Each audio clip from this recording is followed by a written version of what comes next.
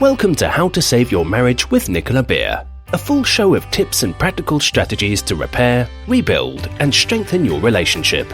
If you are currently stuck, wondering if your marriage can be saved, or you know you want to save it but don't know how to go about changing it, this show is for you.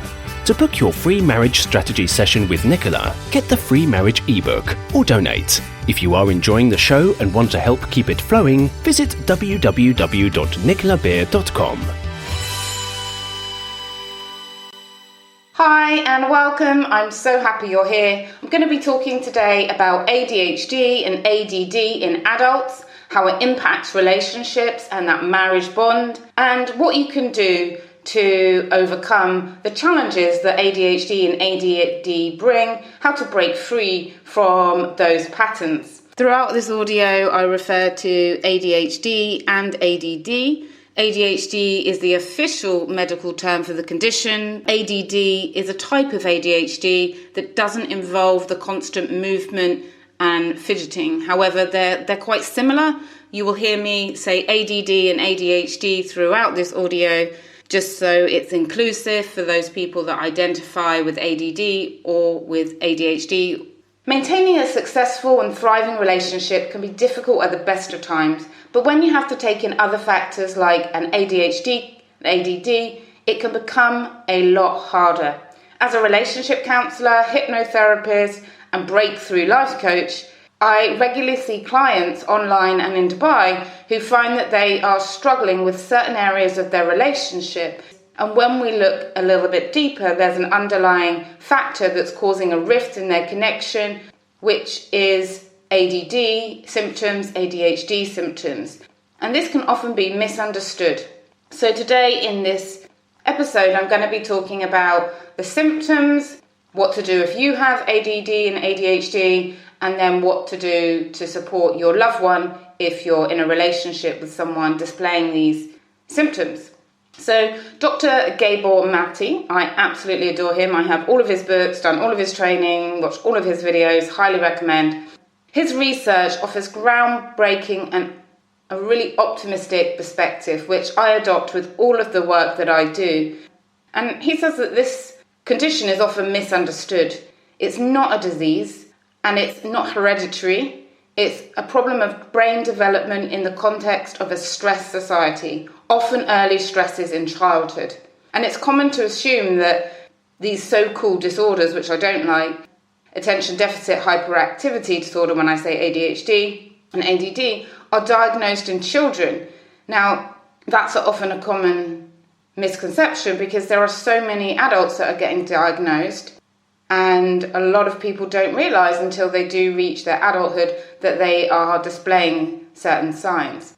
So in this episode, I'm going to explore how ADHD can present itself in adults, how it can affect a relationship, tips on supporting yourself or your partner with ADHD and ADD, and what to look out for if you feel your partner may have this. So research has shown that there are around 4.4% of adults in the US that have been diagnosed with ADHD. However, this number is often much higher because some of the symptoms that are present can either be milder than in children or they go undiagnosed. Even if the symptoms are milder in adulthood, they can still affect how a person functions with daily tasks. For example, they may struggle to pay attention, they may act impulsively, they make rash decisions on important things, and this would impact the way that they work, how they interact with their loved ones, and how they lead their lives. Also, which I'll explore a bit later, is that Dr. Gabor Mate found that nearly every case of ADHD and ADD have symptoms of low self-esteem and low self-confidence, which is definitely, of course, the core of what I work on to help someone when we're looking at breaking free, as well as more functional aspects.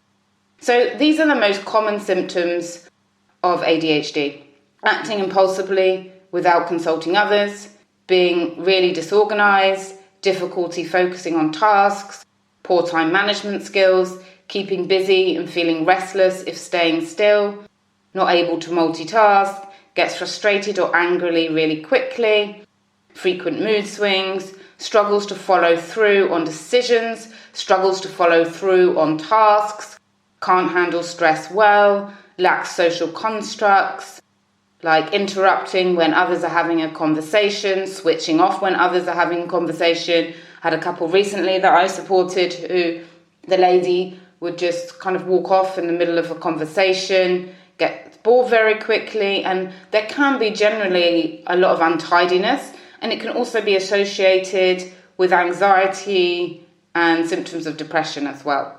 So even though that list that I've just given you, some of us may experience one or more of these at any point in our lives, it's the persistent symptoms of this that can affect a person from carrying out simple daily tasks and make it difficult for them to have thriving lives, thriving families, thriving relationships, because these habits get in the way. So I've worked with people who come with me for breakthrough life coaching, which is basically an intensive 3 days online or in person. And we literally get right to the root and really change the way that their mind is working. We can reprogram the mind, we can give ourselves a mind reboot. And that's exactly what I help people to do. Because I realise that there's often a lot of limiting decisions that we can make earlier on in life that limit us. And this can be with people with ADHD or people without ADHD, where we decide, I'm not worthy of love, I'm not good enough, I'm a failure, I'm lazy, I'm a procrastinator, I can't handle daily life. Any decisions that we make become, unfortunately, self-fulfilling prophecies, because once we've made that decision in our mind, we believe it, we're going to act like that's true, and then we're going to get those results. We're going to put in less effort. We're going to lose hope in ourselves.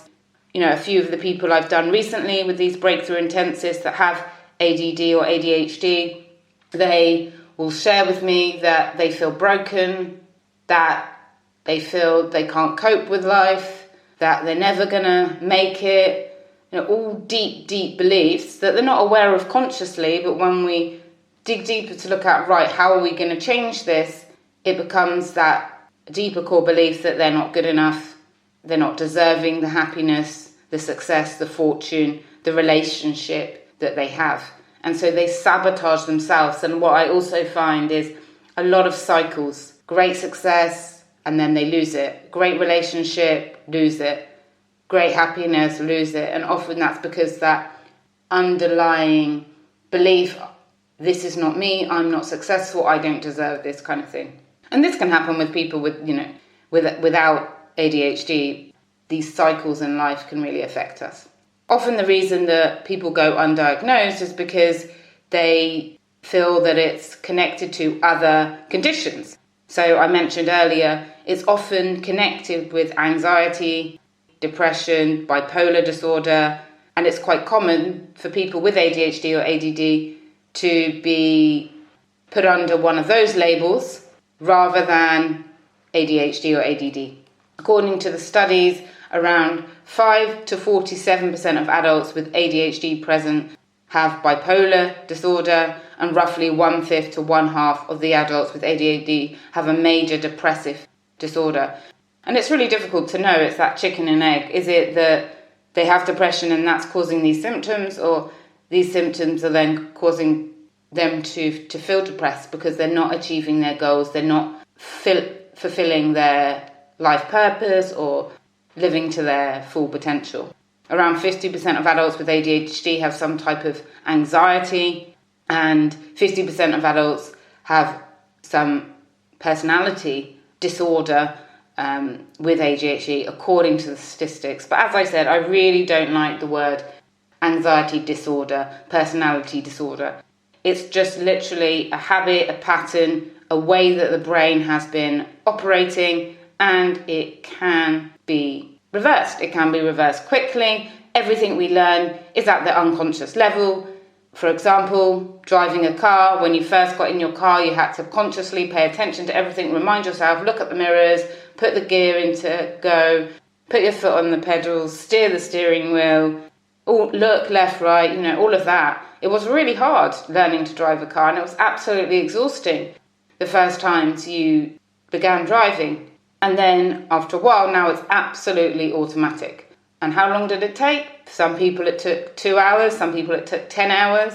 But once you learn it, it goes into the subconscious mind and then you never need to learn it again. And that's what we can do. We can create new changes quickly, you learn them, and then they become the way that you operate, the way that you live out your life. So let's talk about relationships and ADHD. So being in a relationship with someone with these symptoms and other mental health conditions that I've mentioned, it can really test your love and connection to one another.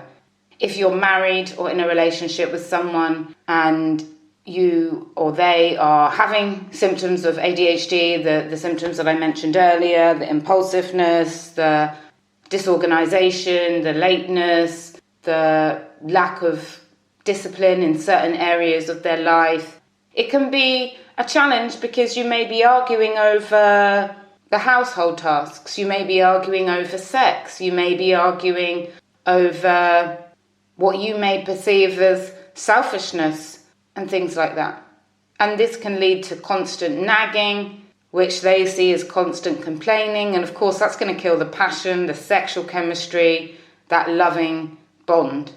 And it can be a huge weight. It can be a huge weight for the person on the receiving end of the complaining and the nagging. It can be a huge weight on the person feeling like they are unloved because of the symptoms. And it can also change the dynamic in the relationship where one person becomes a parent to the other one. And that doesn't feel good to anybody. It doesn't feel good to the person. They feel like, okay, you're like my dad, you're like my mum. Stop telling me off, I'm not a child. And the other person can feel like, I don't want to be like this. I want to see you as an equal. I want you to be my partner. I want you to take responsibility. I want you to look after me as well. I want to be looked after. I want to be loved. I want to feel cared for. So this is a bullet list now, a kind of thing, of what a partner supporting may experience. And this is what I help couples with. And I definitely recommend when I do help couples with this to do the individual work first and then come together and then let's do the couple work. Because if one person is suffering so much that it's affecting every area of their life and there is that parent-child relationship, or there is a lack of focus, a lack of attention, low self-esteem coming into the play, it's always best to do the individual work first and jump straight to the relationship strengthening tools. Because the relationship strengthening tools that I give to couples and that I do with couples are very profound and have a deep impact, but not as deep as these kind of underlying individual habits, routines, and that self-esteem. So I always work individually first. So anyway, so a supporting partner may experience the following: constant nagging and frustration present in the household, that they are taking control of the house and that they're doing all the chores, attending to all the bills, taking on all the kind of like the paperwork responsibilities. That's very common. They become the responsible adult. They feel like they're looking after a child often, and they're having to complete tasks, and they're having to make sure that even if tasks they do give, they have to check up on and make sure they're done. The sexual relationship is often affected, and they may begin to feel resentment towards their partner because, one, they don't find this attractive, they don't find the behavior attractive, or they find that their partner is just not in the headspace to give them intimacy. And that can be very difficult as well. There can be constant arguing over seemingly small things, and yet they become the everyday occurrence, and they may start to emotionally check out. They may feel tired, frustrated, hopeless. They wonder, what am I getting in this relationship? I'm giving, what am I getting back in return? Which is a difficult place to be in. And once you start getting in that thought process, unless you change it, it can become quite toxic. It can really fill you with negativity, the relationship, the atmosphere at home with negativity. And they can often feel that they're not really loved, that they're feeling lonely and isolated. And they feel that they're not worth anything because they're not having the attention. And when I say not worth anything, I mean within the relationship, that they're not valued, that they're not given attention, that they're never a priority, that it's always about the other person. And that can lead them to feeling down themselves. And often they feel very tired. It's very draining to be thinking about how to fix a relationship, trying to fix a relationship, trying to be the motivated, upbeat, positive one. And sometimes when I work with them, they've completely lost all of that steam. And then the person that's been diagnosed with ADHD or ADD, they can experience, they just tune out of conversations. Sometimes they forget important information, which can really frustrate them. Of course, it frustrates the partner. They forget things. They may feel unloved and unworthy, constantly being complained at and nagged at. They may feel that their partner should just leave them and that they're not worthy of their love. They also may feel very frustrated. They can't understand why they're being treated so badly, and they just don't understand. They may wish to be constantly busy and try to be constantly busy and not understanding the importance of relaxing, and they're just on the go, or they're sleeping and then they're go, and then this causes stresses and overwhelmness. They may feel like mindfulness and meditation would never help them because it just doesn't work. They may find it hard to follow through and then get annoyed at themselves and begin to dislike themselves. They may put on weight because they just use food as a distraction and emotionally, or fall into other habits to distract themselves, like shopping or drinking and other things. They may get overwhelmed very easily, which of course can have lots of repercussions. And they can be tired of being corrected. They can feel like they're being parented, patronised and misunderstood. They can want to be alone, and yet they can be absolutely so scared of being alone. And they can also then, because of the label that has been given, sometimes blame everything on the ADHD, where they've heard or they've read online, this is you, this is it, and therefore they have no relief. They don't believe that they can change things, and they give up. And that's so sad. And there's a lot of research out there that says, oh, you know, you've heredited this, it's inherent in your genes, and therefore this is how you are. And actually, plenty of research shows that these are symptoms developed by stresses early on in life, sometimes later in life, that can be reversed. We can learn and unlearn anything quickly, and that's always the thing to hold in our minds. We can change phobias. People have phobias of spiders, they have vertigo, like all different things. And one hypnosis session, it can be completely reversed. Same with smoking. A lot of people smoke for 20 years, 25 years, and yet they can quit easily and effortlessly with a smoking hypnotherapy and be fine. So where is that behaviour that they're never ever going to be able to change? We can change quickly, we can reframe things, and our body adjusts. Our body and our mind adjusts really quickly. And that's the great thing. So I'm going to talk through some tips that can help couples when dealing with ADHD and to build a loving, thriving relationship. So the first thing is to get support. Understand that treatment without medication is possible, and it's not an inherited condition. I really believe in the work of Dr. Gabor Mate. I've researched a lot of his work, and of course he's very well researched the area himself. And it originates in early childhood stresses during the first years of the crucial brain and personality development. Hence, change work to unravel family issues and issues of self-esteem is always important. So that's what I combine. So if you're going to find a good person to work with, make sure that they're doing that. And then also to complement this yourself, physical self-care, exercise, nutritious diets, good sleep, hygiene, outdoor activities are all very important as well.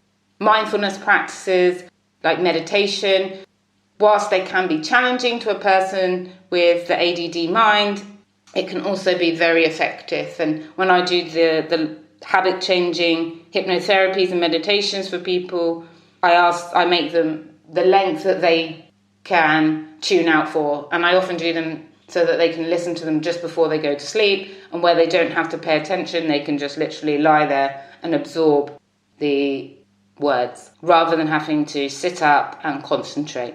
And when I do the intensive breakthrough sessions for people to get these lasting changes, I do it over 3 days, and I combine all of the techniques that Dr. Gabor Mate describes. So the next one is incorporating practical things to reduce the household chores being a burden on each other.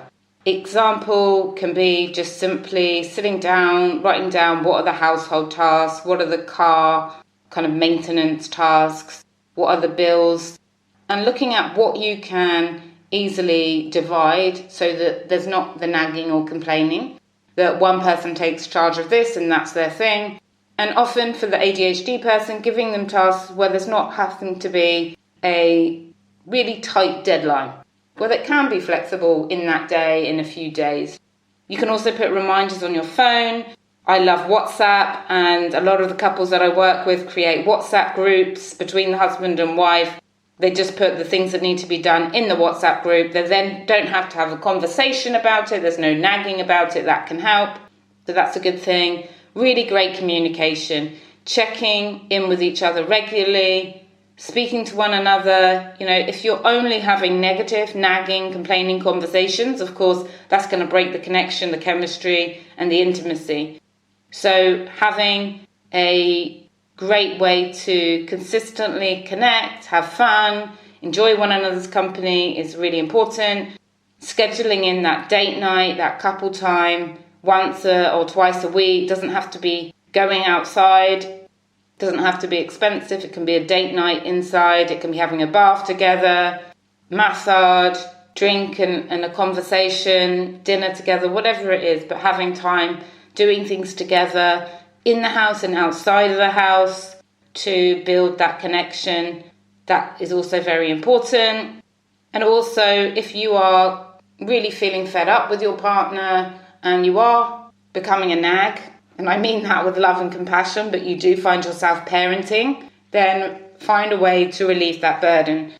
A couple that I recently worked with, they've decided to hire a cleaner, and the person with the ADHD is like, look, I'll pay for the cleaner, and this will make me feel good, and this will make you feel good, and let's just enjoy ourselves. And when the cleaner comes, they go out for a lovely breakfast and just enjoy each other's company.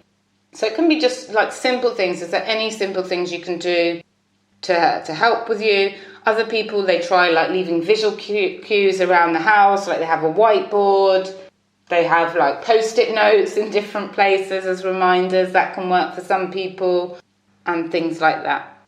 And the most important thing is to make sure that you haven't given up hope in yourself. You haven't given up hope in the relationship. Remembering that all changes can be unlearned. All habits can be changed. All behaviours can be unlearned or relearned. And you are not the ADHD, the ADD. You know, this is not you. Another thing just to be aware of is that a lot of people do self-medicate to switch off with recreational drugs, medications, alcohol, sometimes food. So it's really good to make sure that you are looking after yourself in that way.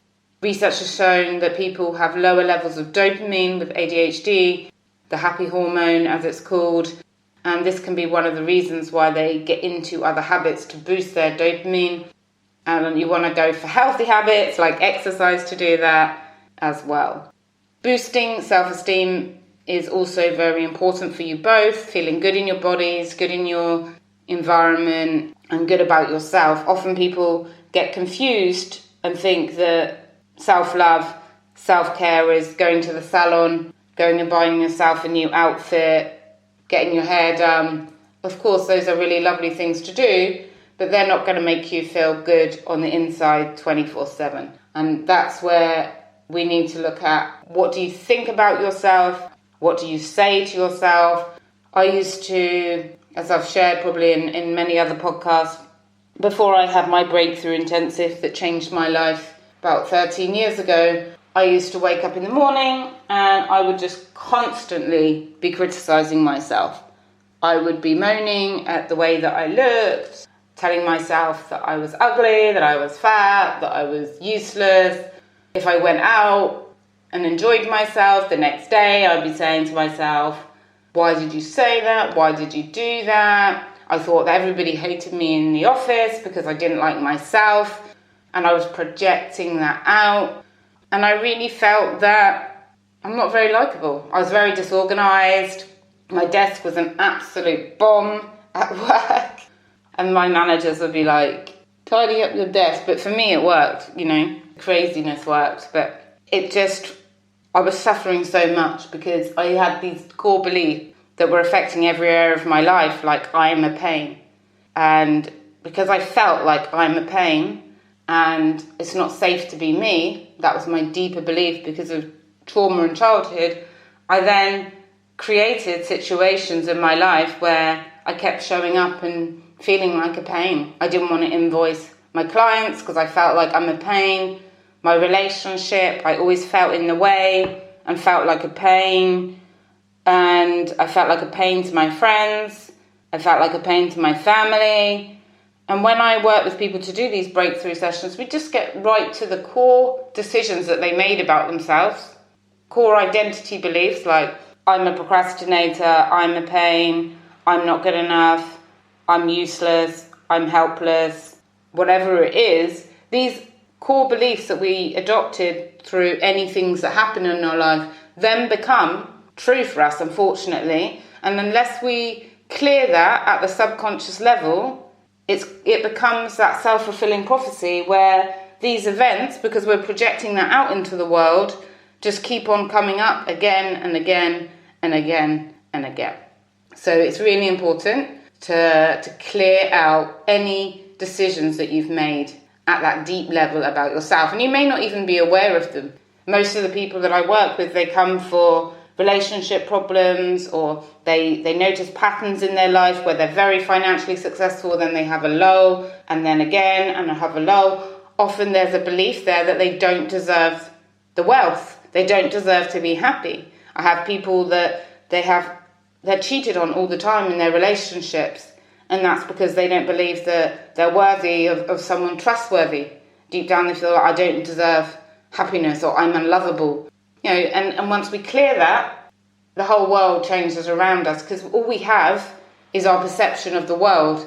And when we project what we believe the world to be, what we believe people to be, it will show up. Often I work with a lot of people in relationship work and in the personal work that I do that believe that you can't trust anybody. They find it hard to trust.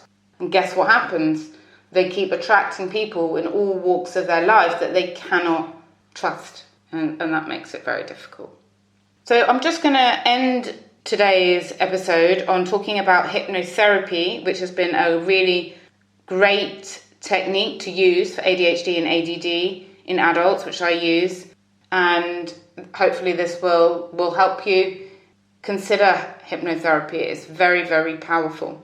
So a lot of research has shown that hypnotherapy can have a positive impact on adults that have a ADHD diagnosis. In fact, a study was carried out in the US for those that had chosen hypnotherapy as a treatment, and it found that it had far better results than talking therapy and CBT.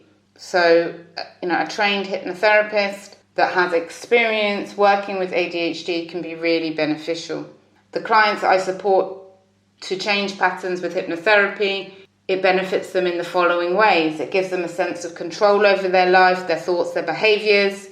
I've helped people break free from procrastination. It can help create self-belief, self-confidence, self-esteem, believing that they can change anything, because we can. We can change absolutely anything about ourselves if we decide to.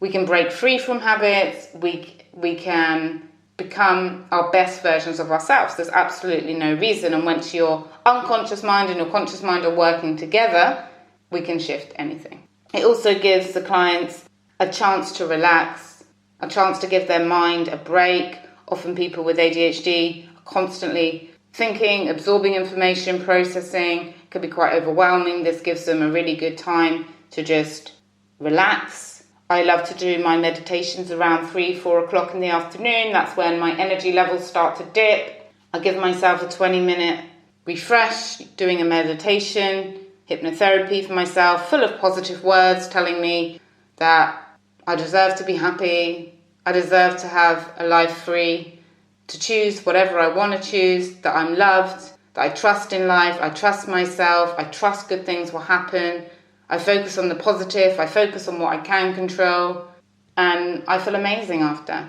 So that's when I do mine. Some people I create the hypnotherapies for, they do them just before bed. Other people do it just when they wake up to give them motivation to get out of bed and get everything done. So I hope that this audio has been useful to you. And if you would like to discuss my intensive personal breakthroughs or hypnotherapy with me, you can go to my website and you can book a free 20-minute consultation. During that call, we can just discuss where you are now and where you want to be, and you can decide at the end, do you like me? Do you like my process? Does it feel right for you?